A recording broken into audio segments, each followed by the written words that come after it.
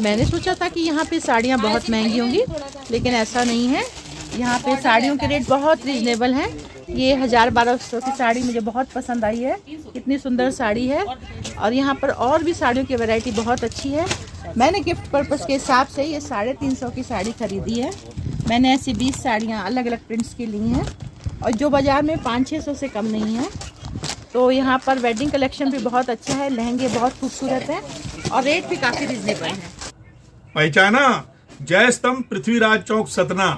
Suit यहीं से लेना, वरना घोड़ी हिनहिनाएगी।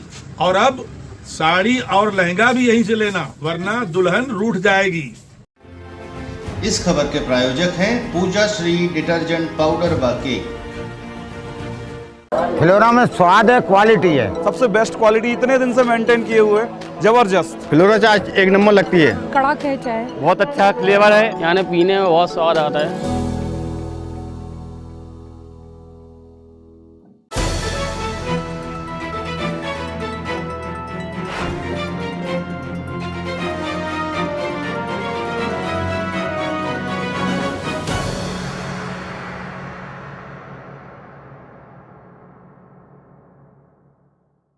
नमस्कार, मैं हूं केशव तिवारी और अलग अंदाज में रहती हैं खबरें हमारी। विंध्य क्षेत्र के अंदर 30 सीटें हैं और भारतीय जनता पार्टी ने 26 सीट जीतकर 2018 से भी बेहतर प्रदर्शन दोहराया है।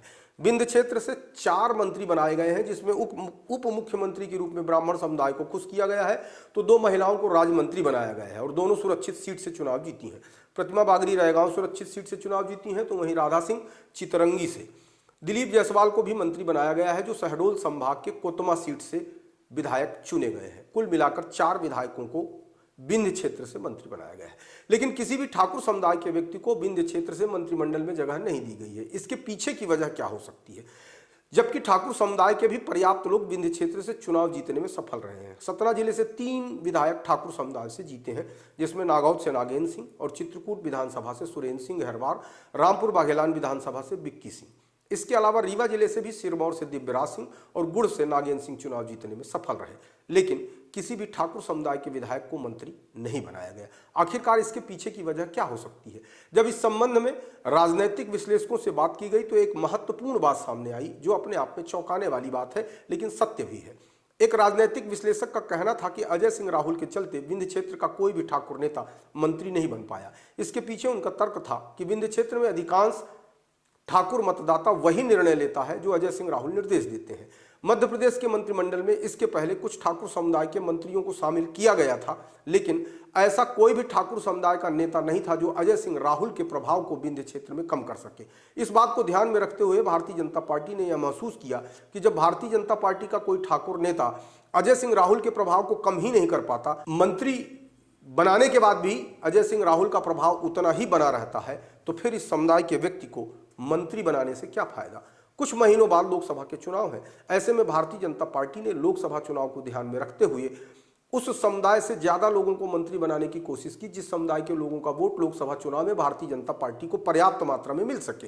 भारतीय जनता पार्टी यह मानकर चल रही है कि अधिकांश ब्राह्मण भारतीय जनता पार्टी को वोट देते हैं, इसलिए राजेंद्र शुक्ला को उप मुख्यमंत्री बनाकर ब्राह्मणों के थोक वोट कबाड़ने की कोशिश की है। इसके अलावा दिलीप जायसवाल को पिछड़ा वर्ग से मंत्री बनाकर पिछड़ा वर्ग के बोझ साधने की कोशिश की गई है। प्रदीप पटेल को इसलिए भी मंत्री नहीं बनाया गया कि जिस तरीके से विंध्य क्षेत्र में चुनाव परिणाम आए हैं और आम जनता की नाराजगी पटेल समाज से सामने आई है, उसे देखते हुए प्रदीप पटेल का भी पत्ता कट गया। इसके अलावा भारतीय जनता पार्टी लोकसभा चुनाव के दृष्टिकोण से अनुसूचित जात और अनुसूचित जनजात के वोटों पर अपनी नजर गड़ाए बैठे हैं। इसलिए इस समाज की 2 महिलाओं को मंत्री बनाकर विंध्य क्षेत्र में यह संदेश देने की कोशिश की गई है कि भारतीय जनता पार्टी महिलाओं के उत्थान के बारे में भी सोचती है, वंचित, पीड़ित, शोषित समाज के बारे में भी सोचती है। भारतीय जनता पार्टी की निगाह में विंध्य क्षेत्र का कोई भी ऐसा ठाकुर समुदाय का नेता नजर नहीं आया जो सीधे तौर पर अजय सिंह राहुल को चुनौती दे सके। शायद इसीलिए विंध्य क्षेत्र का कोई भी ठाकुर समुदाय का नेता मंत्री बनने में नाकाम। अब यदि किसी ठाकुर समुदाय को भविष्य में भारतीय जनता पार्टी के हिसाब से बड़ी राजनीति करनी है, तो उसे विंध्य क्षेत्र के अंदर अजय सिंह राहुल को चुनौती देते हुए दिखाई पड़ना पड़ेगा। आपको हमारी खबरें कैसी लगती हैं? कमेंट बॉक्स में आके कमेंट कर सकते हैं, लाइक कर सकते हैं, शेयर कर सकते हैं।